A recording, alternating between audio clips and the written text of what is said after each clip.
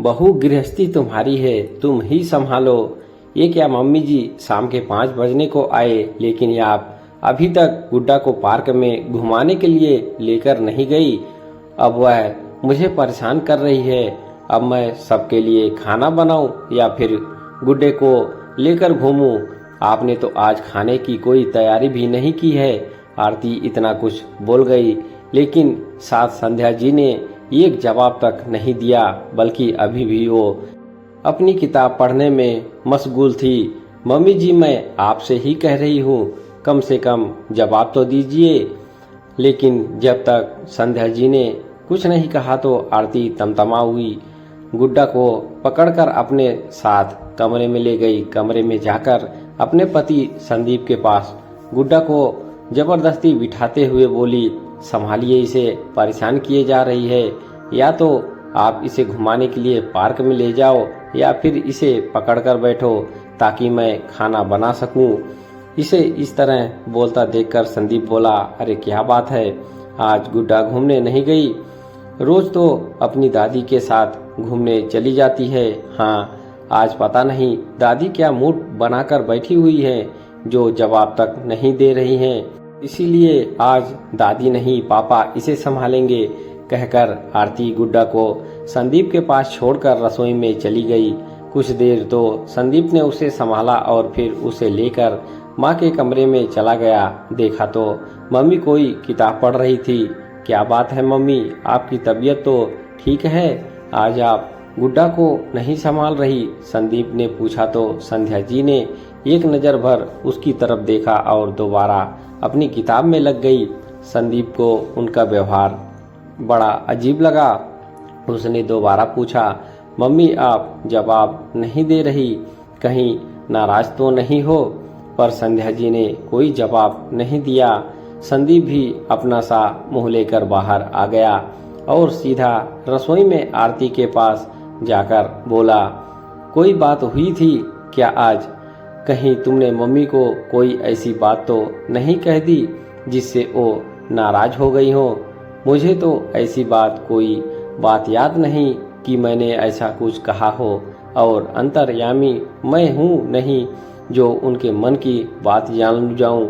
अब मुझे डिस्टर्ब मत करो। आज खाने की भी कोई तैयारी करके नहीं रखी है मम्मी ने, तो सब कुछ मुझे ही करना है। आरती का जवाब सुनकर संदीप गुड्डा को लेकर पार्क में रवाना हो गया।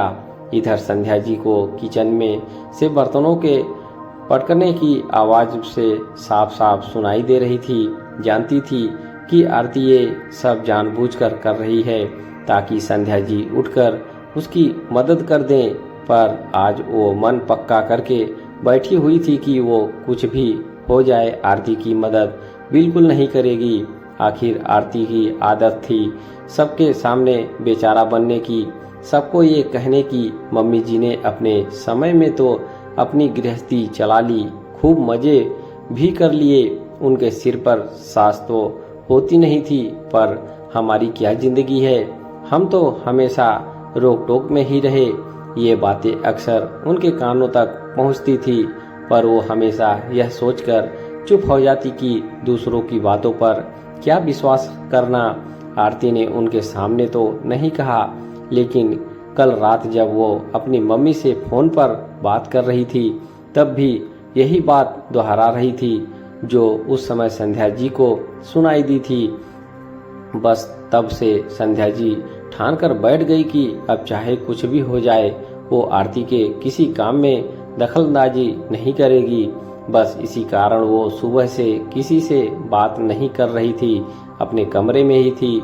आज उन्होंने किसी काम को हाथ तक नहीं लगाया, यहाँ तक कि गुड्डा को खिलाया भी नहीं। आखिर जैसे तैसे आरती ने अकेले ही खाना तैयार किया। तब तक संदीप भी घर वापस आ गया और आते ही आरती से बोला, आरती फटाफट खाना ले आओ, बहुत जोर से भूख लग रही है, और अब गुड्डा को भी तुम संभालो, अब थक गया हूँ मैं, कहता हुआ वो हाथ मुंह धोकर डाइनिंग टेबल पर बैठ गया। संदीप की बात सुनकर आरती बोली, तुम अकेले थके हो क्या? मैं नहीं थकी हूँ क्या, जो गुड्डा को लेकर मुझे टिका दिया? अब अगर मैं गुड्डा को संभालूंगी तो खाना तुम्हें ही लेकर आना पड़ेगा। आखिर संदीप गुस्से से उठा और रसोई में खाना लाने के लिए चला गया। जाकर देखा तो खाने में बस दाल चावल थे। संदीप ने बाहर आकर कहा, ये क्या, सिर्फ दाल चावल बना दिए? कोई सलाद नहीं, चपाती नहीं? दाल चावल खाकर कैसे पेट भरूं?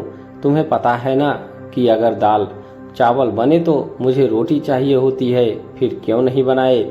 शुक्र मानो कि कम से कम ये तो बन गया, नहीं तो आज भूखे ही रहने की नौबत थी।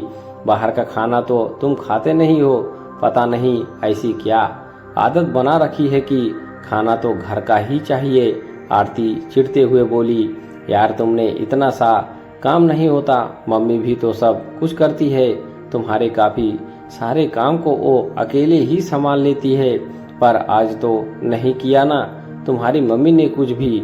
मैं ही लग रही हूँ काम में, एक काम को हाथ नहीं लगाया तुम्हारी मम्मी ने। अच्छा, इसका मतलब तो साफ है कि जिस दिन मम्मी नहीं होगी तुम कुछ नहीं कर पाओगी। उसी दिन से तो शायद भूखों मरने की नौबत आ जाएगी। संदीप की बात सुनकर आरती ज्यादा गुस्से में आ गई और रोती हुई बोली, हाँ, मेरा किया तो कभी कुछ नजर ही नहीं आता तुम्हें। जब देखो मम्मी मम्मी मम्मी। अगर माँ के लाडले ही बनकर रहना था तो शादी ही क्यों की थी मुझसे? और मम्मी जी भी अपने समय में तो अपने हिसाब से गृहस्थी चला ली। सास तो सिर पर थी नहीं, कोई रोकने टोकने वाला नहीं था। अब यहाँ मेरी गृहस्थी बिगाड़ रखी है, मेरा जीना दुश्वार कर रखा है। दोनों की तू मैं देखकर छोटी सी गुड्डा भी रोने लग गई, लेकिन आरती उसे चुप कराने की जगह उस छोटी सी बच्ची पर ही धमक पड़ी। अब तू भी रो ले, इससे तो शादी से पहले ही जिंदगी अच्छी थी, कोई झंझट नहीं था। कम से कम मायके में कर्ज तो थी मेरी, यहाँ आकर तो जिंदगी बर्बाद हो गई। ये सब बातें अंदर संध्या जी के कानों में ही पहुंच रही थी। आखिर उसने गुड्डा का रोना बर्दाश्त नहीं हुआ तो उठकर बाहर आ गई और गुड्डा को गोद में लेते हुए बोली, क्यों बहू, तुम तो अक्सर कहती हो कि मैंने अपने समय में अपनी गृहस्थी अपने अनुसार चला ली, खूब मजे किए हैं। मेरे सिर पर सास नहीं थी, कोई रोकने टोकने वाला नहीं था। तो आज जब मैं बिल्कुल एक तरफ हो चुकी हूँ, ना मैं रोक रही हूँ ना मैं टोक रही हूँ, बिल्कुल इतनी शांति पूर्वक एक तरफ बैठी हूँ जैसे मैं इस घर में ही नहीं हूँ, तो तुम्हें भी तो मजे लेने चाहिए थे ना। अपनी गृहस्थी अपने अनुसार चलानी चाहिए थी, पर एक दिन में ही हाथ पैर फूल गए तुम्हारे। जो दोनों पति पत्नी आपस में लड़ पड़े। संध्या जी की बात सुनते ही आरती चुप हो गई। उसे समझते देर नहीं लगी कि आज संध्या जी उसकी मदद क्यों नहीं कर रही थी। लोगों के सामने बेचारा बनकर हमदर्दी पाने से क्या मिल जाता है, उल्टा तुम्हारे परिवार की बदनामी हो रही है। उन लोगों से पूछो जो गृहस्थी अकेले संभालते हैं, कोई मदद करने वाला नहीं होता, क्या वो लोग भी तुम्हारी तरह बस लड़ते रहते हैं? मैं कुछ कहती नहीं हूँ तो इसका मतलब यह नहीं है कि मुझे सुनाई नहीं देता, पर मैं तुम्हारी तरह अपने परिवार की बदनामी नहीं करती फिरती। आखिर ये तुम्हारी गृहस्थी है तो तुम अपनी जिम्मेदारी खुद संभालो। संध्या जी की बात सुनकर संदीप और आरती ने चुप रहना ही ठीक समझा। कहानी अच्छी लगी हो तो एक लाइक जरूर करें। धन्यवाद।